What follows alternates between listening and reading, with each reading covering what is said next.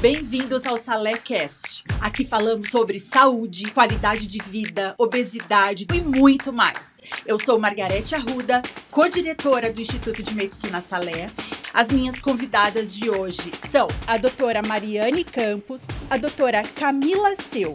E hoje conversaremos sobre obesidade infantil e na adolescência. Sejam muito bem-vindas para esse bate-papo, doutoras. Eu vou abrir aqui a nossa conversa, convidando cada uma de vocês a se apresentarem e falarem um pouquinho sobre a trajetória de vocês dentro dessa abordagem de tratamento da obesidade com crianças e adolescentes. Doutora Camila, com você. Oi, boa tarde. Obrigada pelo convite. Eu fiz medicina na Faculdade de Medicina da ABC, juntamente com a Mariane. Escolhi a pediatria, né? Fiz a pediatria na Santa Casa e eu sempre gostei da parte da medicina que é a parte preventiva. Então, eu escolhi como especialidade a nutrologia justamente por isso, porque eu acho que a base da saúde é a alimentação, mudança de hábito de vida, e aí por isso que eu escolhi a nutrologia. Eu fiz na UHC, né? E aí faço consultório e a gente tem bastante contato com pacientes obesos, crianças obesas, né, que tem aumentado bastante os casos, né? Então, é isso. Muito bom. E você, doutora Mariane? Oi. Muito feliz de estar aqui com vocês. É um prazer enorme poder compartilhar esse dia, esse tema que é tão importante, né? A prevenção e tratar sobre obesidade infantil.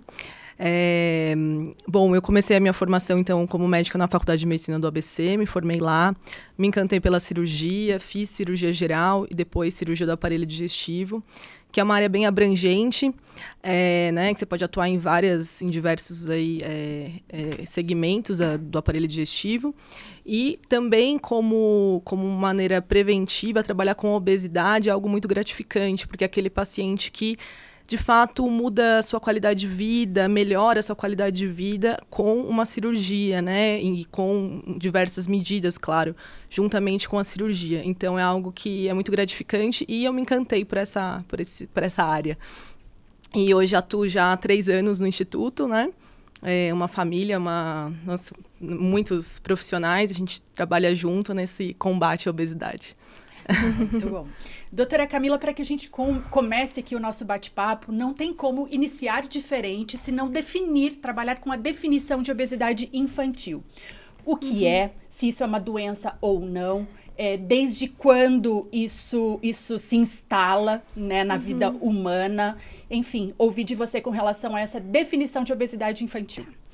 Obesidade infantil, por definição, né, é um excesso de gordura no corpo, resultado a longo prazo, de um desbalanço entre o gasto energético e a ingestão calórica. É uma doença, né, uma doença crônica, assim como diabetes, como hipertensão, e a melhor forma de tratar é a prevenção, não deixar chegando lá. Por isso que é tão importante cuidar, levantar, né, sinais na infância, porque uma criança que tem uma obesidade, a chance dela se tornar um adulto obeso é bem maior.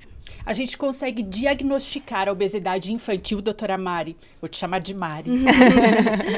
A gente pode fazer ter essa definição, esse diagnóstico a partir de que fase da vida?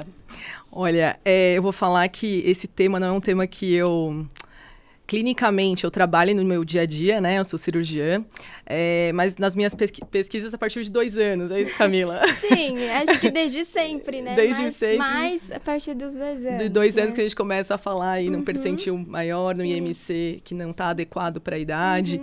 E como a Camila falou, a gente tem como aí prevalência em 5 crianças obesas, 4 se tornarão obesos na fase adulta, né? Que é a fase que eu mais trabalho. Então, é algo que a gente tem que iniciar a nossa preocupação, de fato, na infância, né? Para que a gente consiga combater essa doença com mais efetividade, né? Com certeza. Doutora Camila, você começou aqui o nosso bate-papo se referindo à prevenção, né? Que também foi o discurso da Mari aqui na última fala.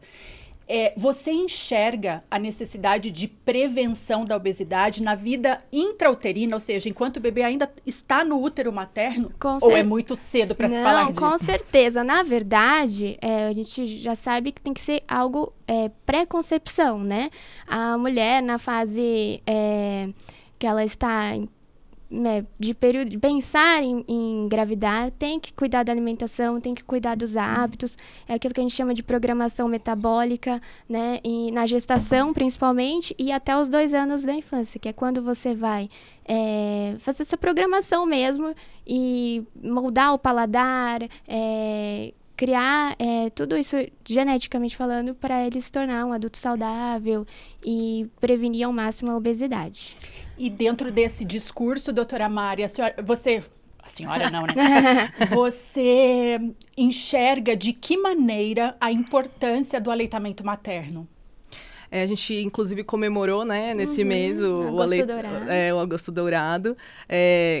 Só complementando o que você estava falando em relação aos 1000 primeiros dias, né, que é super importante, que é dentro da gestação, mais os 2 primeiros anos de vida da criança, que ele tem essa neuroplasticidade, esse momento em que o estímulo, a diversidade alimentar é muito importante, né?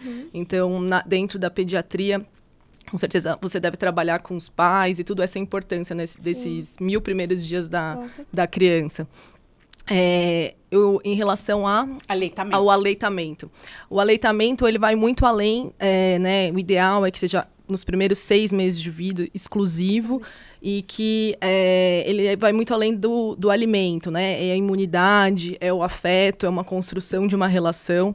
É claro que vai depender de diversos fatores, mas, sem dúvida, sempre que possível, né? Sempre que a mãe tem essa opção, é fundamental, né? O leite materno é um liquidinho poderoso, né? Ele é feito para cada bebê especificamente, né? Então, protege contra infecções. Ele também vai trabalhar ali a saciedade do bebê, né? Então, isso que vai trabalhar desde de bebezinho até adulto, de saber quando está satisfeito ou não. Então, ele é um fator protetivo para a obesidade. Isso seria exclusivamente até 6 meses? É o recomendado, Sim. Exclusivamente até 6 meses. E ainda dentro desse tema prevenção da obesidade, como vocês duas enxergam a importância dos cuidados maternos na introdução alimentar desses alimentos, né? O que temos, eu falo enquanto mãe, feito de forma errada, que vem acontecendo um aumento tão grande da obesidade infantil? O que a gente tem feito de errado nessa introdução alimentar e nesses primeiros 1000 dias mencionados aqui, que tem provocado o aumento de peso nessas nossas crianças? Eu acredito que o mundo mudou muito, né? Antigamente era muito mais comida que vem da terra, a gente abria menos pacotinho, hoje são tem ultraprocessado em tudo quanto é lugar, de fácil acesso, tem as telas, né, que acaba diminuindo aí o nosso tempo de atividade física, né, aumentando o nosso sedentarismo. E na introdução alimentar, é como eu falei, você está construindo o paladar da criança, do bebê.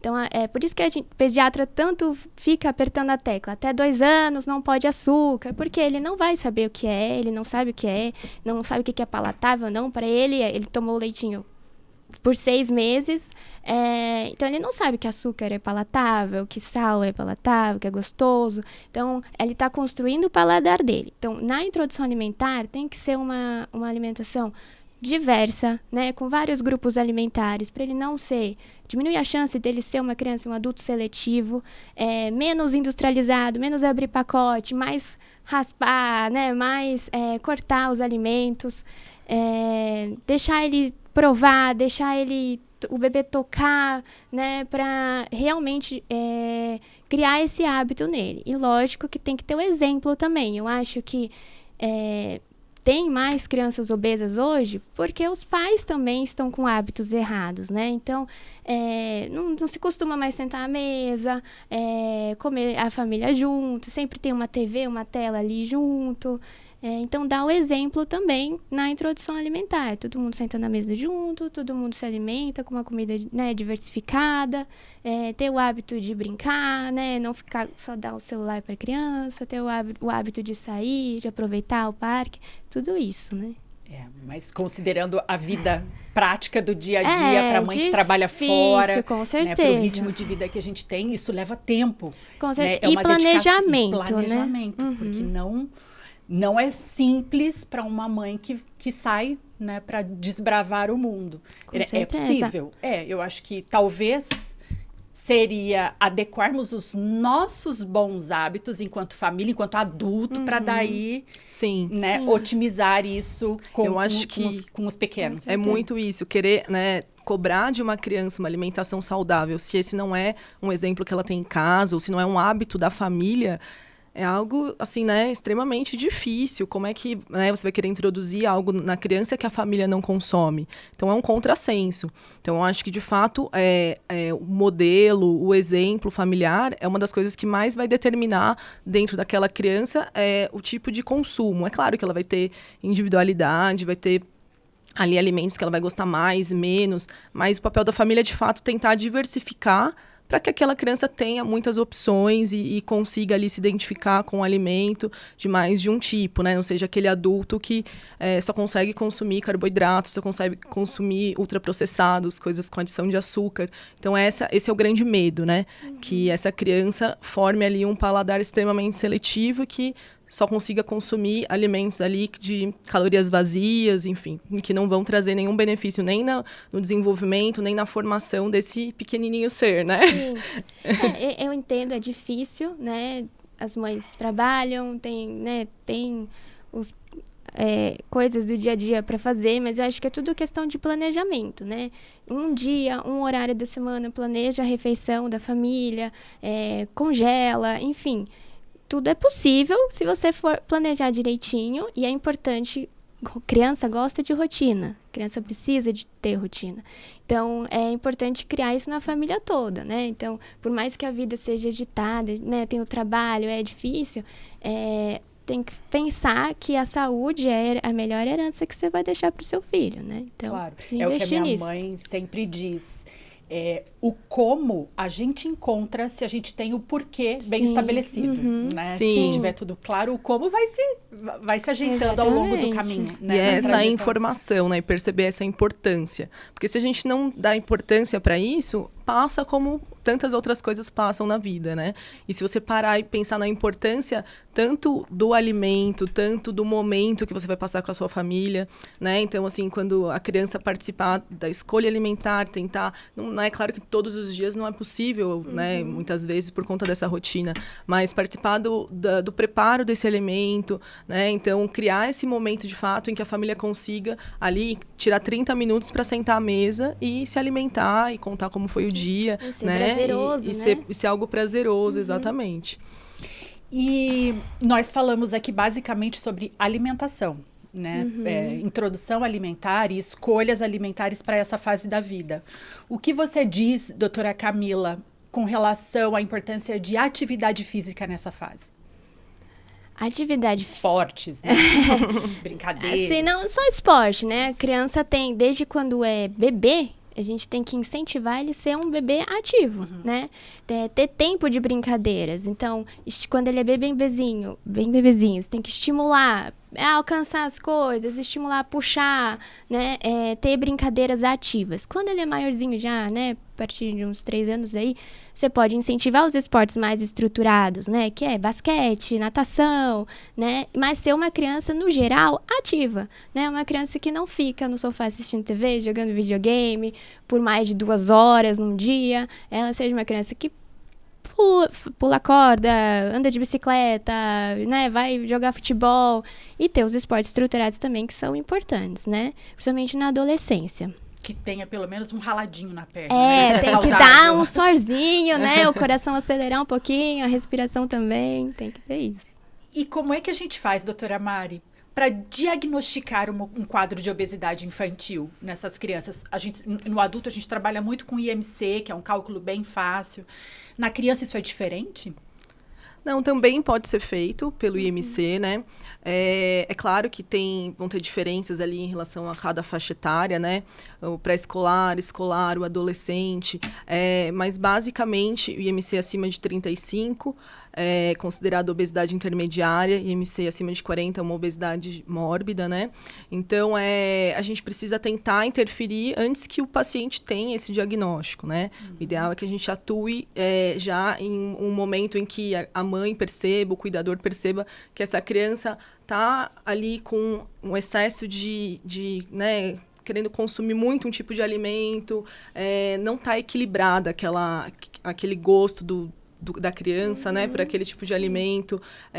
Então, assim, o ideal é que a gente consiga perceber já no início da obesidade, né? E com relação aos percentis e curva de peso, doutora Camila? Então, na infantil, né, a gente considera o IMC também, o cálculo de IMC, lógico que não é a única coisa que a gente vai avaliar para diagnosticar a obesidade, mas é, né, a principal. E a gente tem que colocar nas curvas que...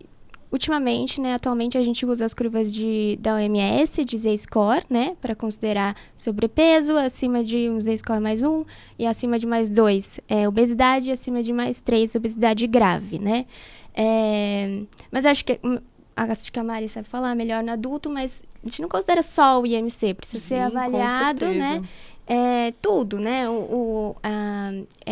História pregressa, história da família, hábitos, enfim, para a gente fechar esse diagnóstico. Acho que é importante frisar que essa criança precisa ter um acompanhamento, né? Desde sempre com o pediatra. E aí o pediatra está sempre nas consultas, avaliando peso, estatura, outras medidas. E aí ele vai levantar aquelas bandeirinhas vermelhas. Olha, nesse curto espaço de tempo, ele ganhou um peso que foi muito a mais do que o normal, né? Além da percepção da família também em casa. Nossa, perdeu roupa, mas não foi por estatura, né? Perdeu roupa muito rápido porque ganhou peso muito rápido. Acho que tudo isso faz a gente ficar mais atento. E com relação a marcadores, exames laboratoriais, existem alguns marcadores dentro da pediatria que indicam, além da curva de peso e da balança, que algo não está bem? Sim, tem, né? Os exames laboratoriais, a gente, na pediatria, que eu sei que no adulto não usa muito, mas a gente dosa a insulina, né? Dosa também para ver diabetes, né? Então, glicemia, colesterol... Enfim, os exames gerais, assim, um exame específico não tem, né? Mas exames gerais a gente costuma solicitar mesmo. Mari, você, das causas que levam à obesidade, a gente já falou aqui algumas, né? Inadequação alimentar, modos de vida familiares, talvez inadequados, que estabelecem padrões errados, né? Ou equivocados, inatividade física. Você enxerga...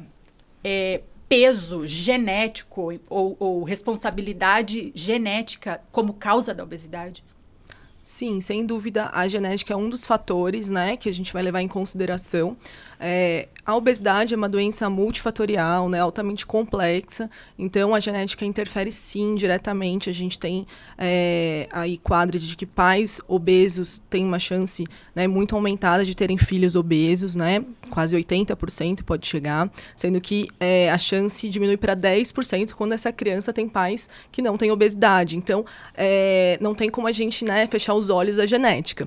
Como a genética a gente não muda, a gente precisa atuar em todos os outros fatores que levam à obesidade, né? Então, como você citou, Margarete, a gente tem a questão ambiental, que é muito importante, os ambientes obesogênicos, que também têm uma interferência direta, né, nesse paciente, nessa criança. Então, se a família tem esse caráter genético importante, mas consegue criar ali rotinas, né, estruturadas, consegue criar atividades que façam com que essa criança tenha um gasto calórico bom, que tenha uma boa noção em relação à parte nutricional, então a gente consegue tirar esse paciente desse quadro, né? Então, o ideal é isso, que a gente crie estratégias antes que o problema aconteça, né? Justamente para que a gente não tenha pacientes com quadro de obesidade mórbida no futuro. Um paciente infantil, uma criança diagnosticada com sobrepeso ou obesidade, deve majoritariamente procurar o pediatra, ou existe outra especialidade que trabalha de forma transdisciplinar com a pediatria para que a gente tenha resultados mais eficazes? Eu acredito que o pediatra é o que vai estar acompanhando essa criança, um pediatra de confiança da família, ele que vai sinalizar isso. E aí, o nutrólogo, o pediatra, pode acompanhar essa criança com obesidade, o endócrino também pode acompanhar. E quais são, doutora Mari, 3 consequências que uma criança pode apresentar uma vez tendo o diagnóstico de obesidade? Impacto negativo. Impacto, né? A gente acompanha tanto questões psicológicas, né? O bullying, a dificuldade de interação social que às vezes essa criança tem, questões mais de resistência à insulina, problemas osteoarticulares, enfim, hipertensão, alteração de colesterol, de triglicérides, aumento do risco de câncer na fase adulta. Então, assim, são inúmeras as comorbidades que, infelizmente, acompanham a doença obesidade. Então, tratar a obesidade o quanto antes faz com que esse paciente ele permaneça menos tempo exposto a essa doença. Então, essa acho que é a grande ideia, né, de trazer esse tema que é super importante, que é a obesidade na infância, que a gente diminuir o tempo de exposição do paciente a essa doença, que ela eu falo silenciosa, porque as pessoas negligenciam, acham que obesidade é um problema que, não, é só fecha a boca, vai para academia que tudo vai se resolver, né? Não é assim que funciona. Ela é uma doença muito mais complexa que precisa de uma estrutura de profissionais e de família empenhada para tentar mudar o rumo dessa doença. E quando a gente fala em adolescente, a gente está falando bastante aqui de crianças menores, né? A adolescência é classificada em que faixa etária, doutora Camila? De quanto a quantos anos? A partir de 12 anos, né? Na verdade, acho que os adolescentes ainda é mais grave ainda, né? A prevalência ainda é maior de obesidade do que as crianças menores, né? Mas assim, pela minha vivência assim, do consultório, eu acredito que é mais fácil da gente conseguir dar medidas para eles. Porque criança, a gente vai lá e fala, olha, não pode comer isso porque vai fazer mal. Eles não têm essa visão de futuro. O adolescente já está começando a ter, né? Ele já está começando a ter ele sabe o que ele vai fazer mal, o que vai fazer bem. Então, a gente consegue conversar mais e trazer para ele essas medidas preventivas para o adolescente. Embora sejam todos mais contestadores, né? Também tem isso. Tem aquelas... Seus adolescentes estão muito bonzinhos. Tem esse problema também, né? Eles sempre vão estar eles têm essa de contestar, e de poder escolher o próprio alimento, né, ali, tanto numa loja, num restaurante, né? Antes é a mãe, né, que escolhe. Então tem essa vantagem, vamos dizer assim. Eles conseguem comprar com dinheirinho, né? Mas eu acho que a gente consegue também fazer um clique neles, assim, né? E que a gente consegue, olha, não, vamos mudar, tem que mudar a sua vida. É uma fase que eles também estão preocupados com a autoimagem, né? Sim. Então, existe essa cobrança de tentar se sentir mais parte de um grupo e tal, turma, e né? Começa a aparecer mais, tanto essa questão de cuidado, né? Sim. Que antes a criança não tem. Pra ela é gostoso agora, eu vou comer agora, né? Isso. O adolescente já começa a mudar um pouquinho. Lógico que eles têm a síndrome da adolescência normal, né? Que eles vão contestar. Mas eu acho que acaba ficando um pouquinho mais tranquilo de conversar com eles, né? Porque a gente consegue inserir essas medidas para a vidinha deles.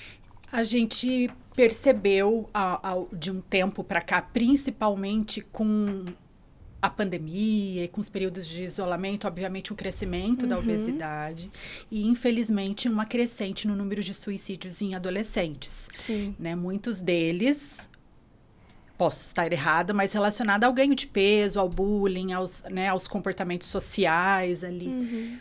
Como é que a gente pode ajudar esses nossos adolescentes que muitas vezes não obedecem os pais, né? A gente chama, vamos no pediatra, vamos cuidar disso, vamos no psicólogo, vamos fazer terapia. E eles não têm o filho adolescente, mas tem meio que essa característica de contestação e de vontade própria, né? Característico dessa fase da vida.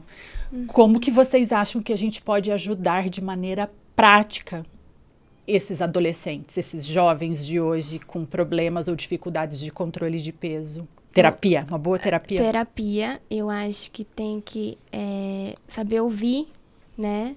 Às vezes eles falam as coisas e a gente, vai ficar tudo bem, mas entender que eles estão em sofrimento e ficar em cima mesmo. Tem que ficar em cima e indicar terapia quando necessário, estar com tempo de qualidade, participar da vida deles, querer saber quem são os amigos, né, fazer programas, né, quando você estiver com eles, estar presente. Disponibilidade Sim. E acolhimento. Isso. Né? Exatamente. Eu acho que é manter o canal aberto, né? Você não pode... A comunicação em casa, né? Claro que na medida de que é possível ali, ele precisa sentir a vontade para trazer essas questões. Sim. E nem sempre é fácil, né? Porque o primeiro ali entendimento é que ele vai esconder aquilo da mãe, esconder do pai, porque é um problema, ele não quer... Então, assim, você perceber que seu filho está diferente de alguma maneira e trazer essa comunicação para dentro de casa, para trazer esse acolhimento, né?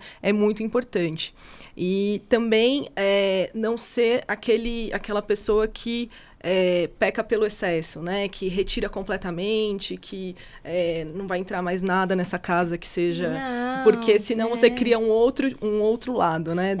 Eu sempre falo, exceções são boas e são saudáveis, né? Agora, exceção quando vira rotina, já não. Então, não precisa ser radical. Sim.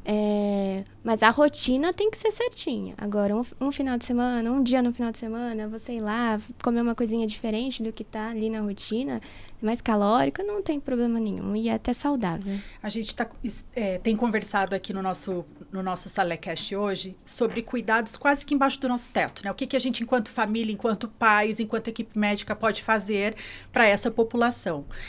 Com relação às políticas públicas, né? Vocês enxergam que muito tem sido feito pelas nossas crianças e pelos nossos adolescentes com relação à obesidade? E eu pergunto até com relação à merenda escolar, com relação às políticas de rotulagem de alimentos, para que a gente possa fazer escolhas mais conscientes, né, com informações de mais qualidade. Como que vocês enxergam isso hoje? Tem melhorado, né? Essa questão da rotulagem tem melhorado.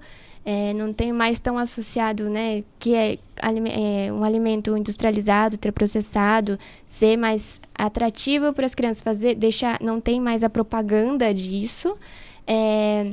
O Ministério da Saúde soltou aí vários guias alimentares nos últimos anos, tanto para as crianças até 2 anos, como para toda a família, um guia prático de atividade física. Tem muitos municípios, centros esportivos, né, também, que vai desenvolver vários esportes aí para os adolescentes e para as crianças menores. O que eu tenho visto é que tem melhorado. A merenda escolar também tem sido sempre acompanhada com uma nutricionista, né, nas escolas públicas. Lógico, né, perfeito, mundo ideal, ainda não é, mas acho que tem caminhado aí para uma vantagem. Era muito frequente antes a gente encontrar no mercado, né? Então, um personagem associado Sim. normalmente a um chocolate, enfim, a uma bolacha, algo que ali não era nutricionalmente adequado para aquela criança, mas por conta do personagem ou por conta do brinde, né? Que vinha junto. A criança às vezes não queria nem consumir aquele alimento, mas queria o brinde. Então, isso era muito frequente, né? Eu vejo que agora é um pouco menos frequente. Sim. Ainda existe, mas... Existe, mas a propaganda, né, não pode mais, tem melhorado, né?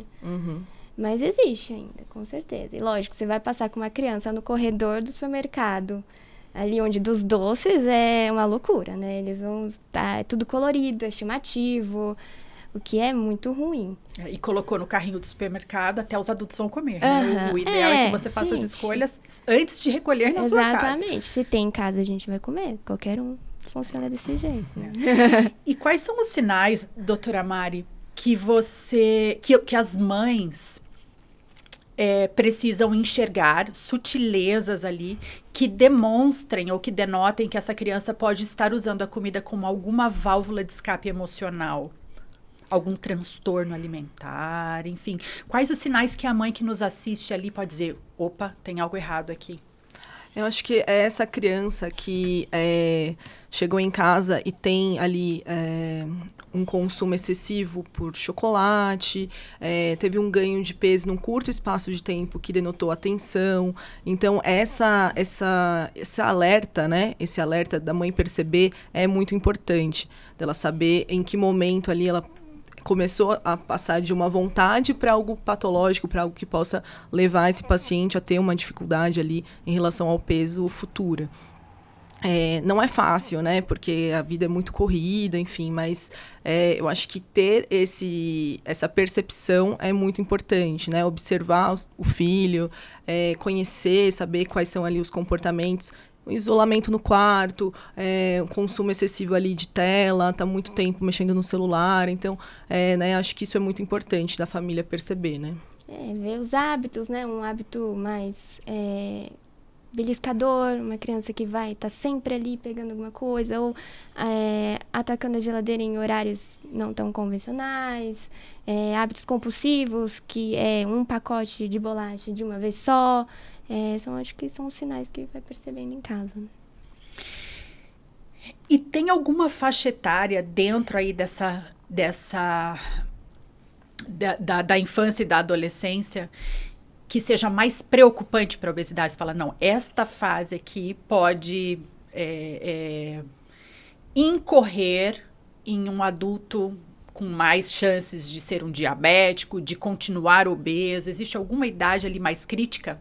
Todas as fases, né? Mas principalmente ali depois dos 5 anos é um período mais crítico, que você tem que ficar mais atento a esses hábitos compulsivos da criança. Doutora Mari, obesidade, de fato, tem cura? Uma criança obesa pode curar-se da obesidade e não tê-la nem agora e nem no futuro? Obesidade é uma doença em que, uma vez instalada, ela tem controle, né? Mas a cura da obesidade não existe. Por quê? Porque a gente começa a formar células ali de gordura em que a gente pode deixá-las mais esvaziadas ou mais nutridas. Então, uma vez que a gente formou aquele número celular de gordura, a gente consegue fazer com que esse paciente melhore o quanto está esvaziado, vamos dizer assim, essas células. Então, a obesidade ela tem controle. Então, quando eu tenho lá os meus pacientes que, né, estão num pós-operatório com peso excelente, perda de peso, qualidade de vida, fazendo atividade física, eu falo, lembre-se, você é um paciente que emagreceu e hoje está ótimo, pois você vai ter obesidade para a vida toda em relação aos seus cuidados. Então, não ache que o problema está resolvido, né? Porque, senão, às vezes o paciente não tem essa noção, né? Do quanto é importante o cuidado para sempre, para a vida toda. É uma doença crônica, né? Então, o melhor é a prevenção, não deixar chegar lá. Vou bater nessa mesma tecla. Vou te estimular mais um pouquinho, doutora Camila, embora a doutora Mari tenha respondido bem. Quando você fala é uma doença crônica, significa dizer é uma doença incurável? Sim.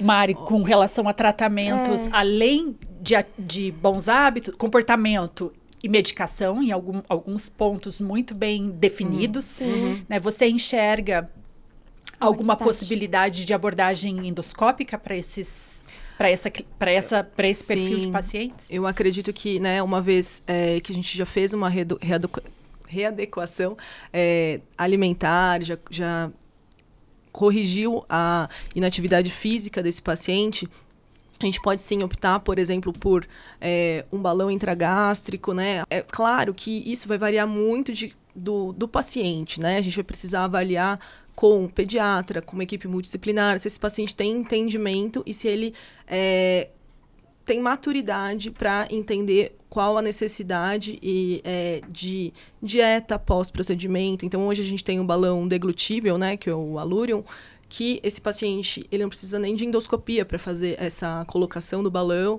e vai permanecer ali 14 semanas de tratamento com o balão e ele é biodegradado. Então, o corpo elimina esse balão. A expectativa é de perda de peso de mais ou menos ali 15% do peso total.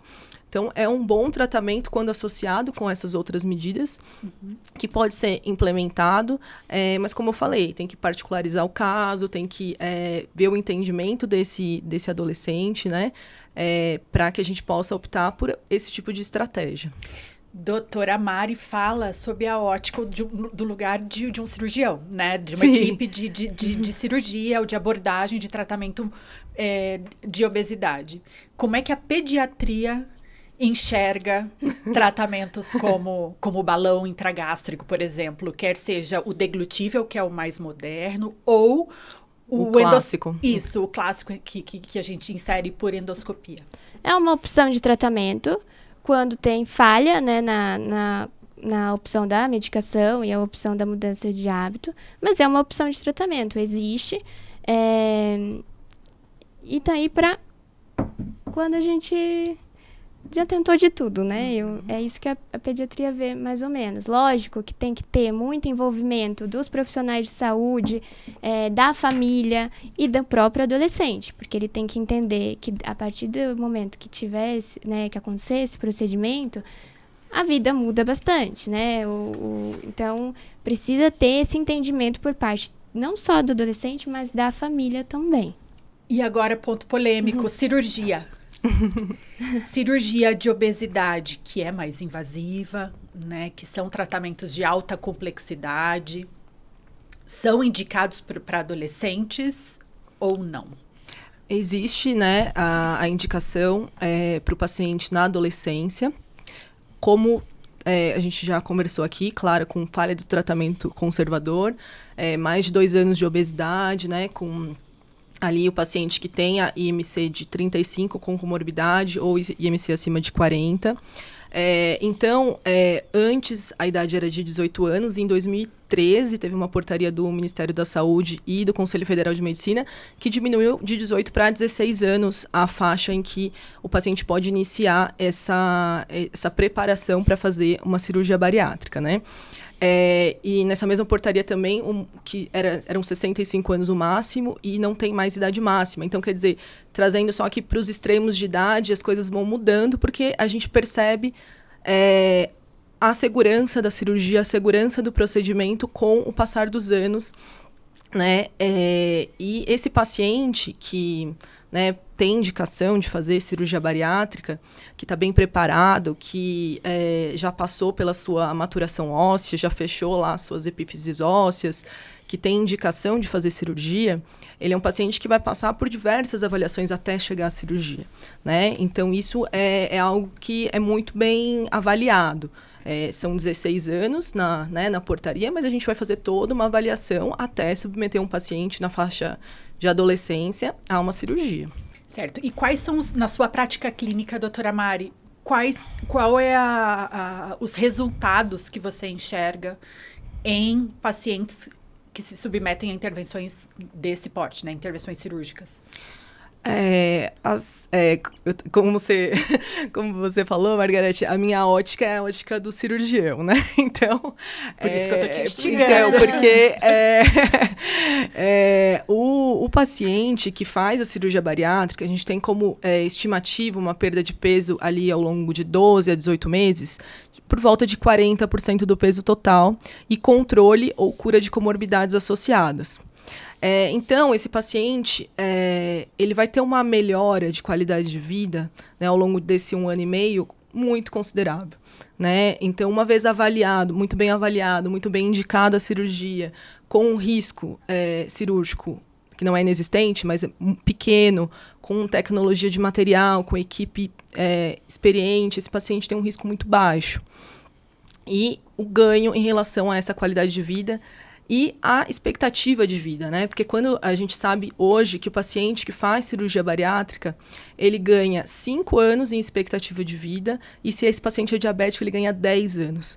Então, a gente está falando de viver mais e melhor. Então, acho que quando esse paciente tem indicação, vale muito a pena, sim, procurar uma equipe para ser avaliado, ver se... Quando você diz viver mais e viver melhor, a gente sabe que vive melhor porque corrige, né, ou melhora grande parte das doenças associadas que vêm junto, né, das comorbidades que andam junto com a obesidade. Nesta melhora, a gente pode afirmar que o paciente jovem, adolescente, ele vai continuar comendo bem, sem restrições alimentares, mantendo seus prazeres gastronômicos, de poder ir num restaurante com amigos, de poder ir numa festa e comer normalmente igual aos seus convivas, ou não? Um paciente operado, adolescente operado, embora melhore todo o quadro clínico dele, ele vai viver sob restrições. O paciente, ele, nos primeiros meses, vai ter algumas restrições, né? Eles vão ter algumas restrições, mas ninguém faz cirurgia bariátrica para tirar o paciente do convívio social, muito pelo contrário, né? Então, sim, esse paciente vai ter um convívio social, vai poder ir num bar à noite com amigos, vai poder se alimentar com ali uma diversidade de alimentos, mas com consciência, né? Como todo mundo, como paciente que nunca foi obeso. Tem que ter essa consciência.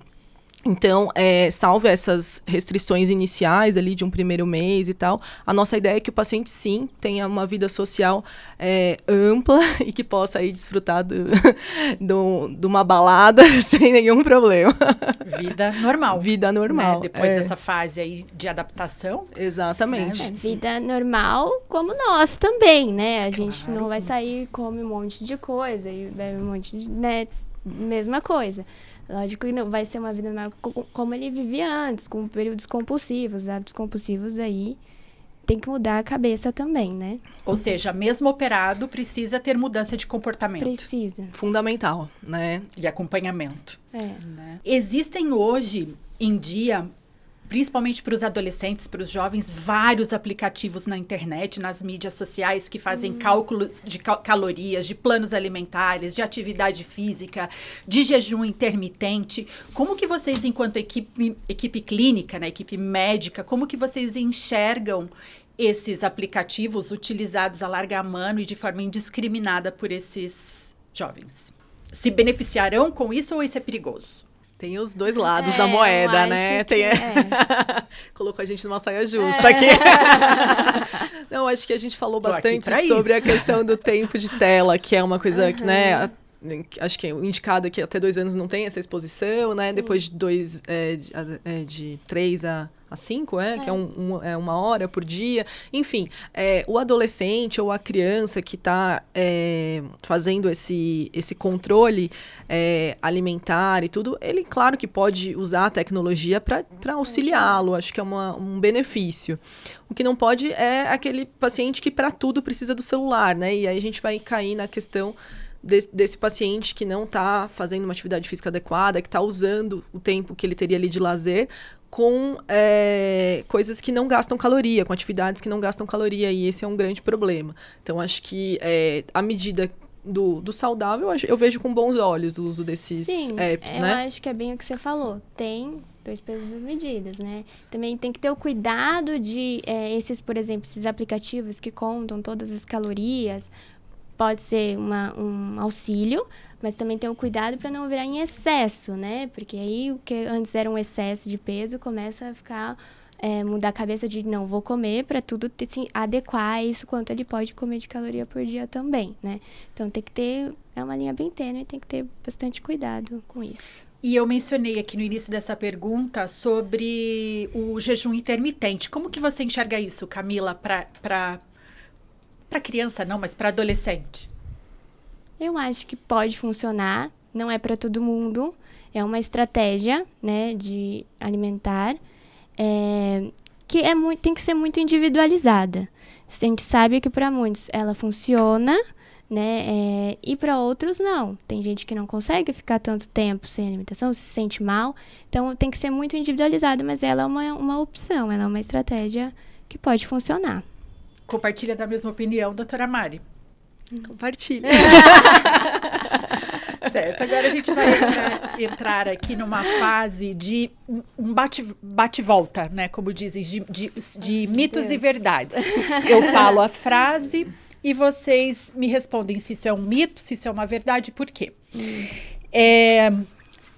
Vou começar com a doutora Mari. Adolescentes obesos tendem a se tornar adultos obesos. Sim, né? É uma realidade. A gente comentou no começo que a chance é grande, por volta de 80%. Então, é uma chance elevadíssima. Então, o cuidado e a prevenção é essencial para evitar que esse paciente tenha esse tempo de exposição à doença, como eu falei antes, e chegue a uma obesidade, né, pior ali, uma obesidade mórbida. Então, sim, tem mais chance. Doutora Camila, eu sou obeso, mas sou um obeso saudável. É um mito, né? A obesidade é uma doença, né, que acarreta diversas outras comorbidades. Então, ela tem que ser tratada como tal. Doutora Mari, filhos de mães e pais obesos têm 90% de chance de se tornarem adultos obesos. Sim, também. Eu busquei na literatura, tem ali de 80 a 90, não, né, exatamente a porcentagem, mas assim, a chance é muito maior de filhos de pais obesos terem tanto pelo caráter genético quanto pelo caráter do ambiente, né? Então, a gente tem ali dupla... Eu acho que está muito interligado também, Sim. né? Se os pais têm hábitos saudáveis, geralmente a criança vai puxar aquilo, né? Se os pais são obesos e, consequentemente, eles não têm, né, hábitos saudáveis, a criança também vai ver esse exemplo em casa, né? É quase como aquele quadro do Botero, né? Exatamente. O cachorro é obeso, a mãe é obesa, o pai é obeso, crianças obesas, todo mundo tem obesidade. É emblemático esse quadro, né? Porque a gente vê quanto o caráter ambiental desde sempre, né? Sim. Muito... algo que, assim, vai influir muito, né, na vida desse paciente, na doença desse paciente se instalar ou não. A última. Para quem eu fiz aqui a última? Nem sei, acho que foi para mim. Foi. O Brasil saiu da condição de mortalidade por desnutrição para mortalidade de obesidade, por obesidade. É verdade. É verdade. Hoje morre-se muito mais por obesidade Do que por desnutrição. do que por desnutrição. E isso em decorrência de quê? Já falamos sobre tudo isso, mas só para você fechar aqui o nosso podcast. Rapidamente, causa, diagnóstico e tratamento, em 1 minuto. Causa da obesidade são causas, né, multifatorial. Então, hábito de vida, né, alimentação, genética também. Lógico, a gente não chegou a falar aqui, né, mas minoria, 5%, existem doenças que acarretam em obesidade, né, doenças com distúrbios hormonais, doenças genéticas, enfim, mas é a minoria. Mas 95% é hábito de vida mesmo, junto com a genética, enfim. Tratamento é justamente a prevenção. Reeducação alimentar, melhora do sedentarismo. E quando não funciona, a gente tem outras estratégias, né? Que a gente tem que já perceber e começar a atuar antes, né? Sim. Justamente para que medicamentosa, endoscópica, cirurgia. Então, acho que são as estratégias que a gente tem. E a última? O que era a última? Diagnóstico, causa, tratamento. Falamos as três. Ficou algum tópico com relação a esse assunto de obesidade infantil e adolescência que a gente não mencionou aqui?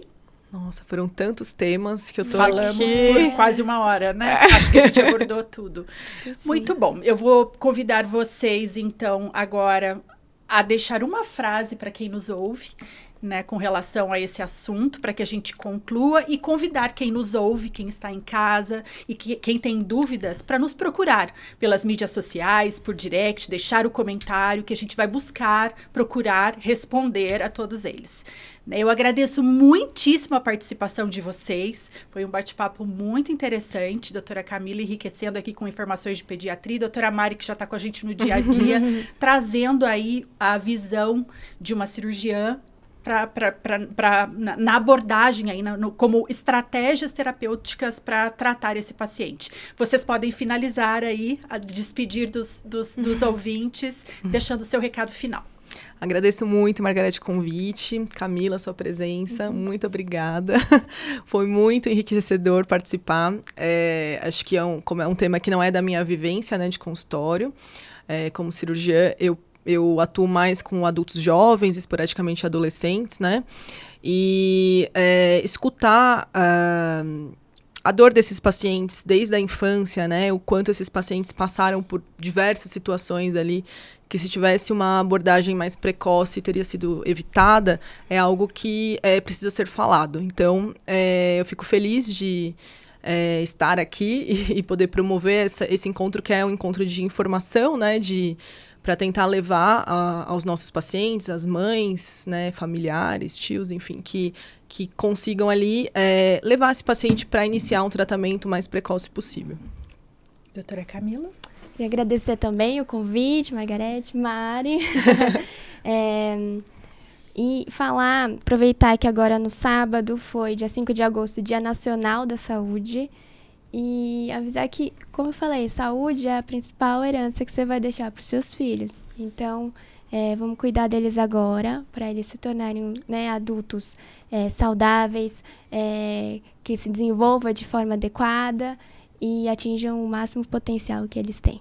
Muito bom. Estejam conosco. Até logo. Tchau.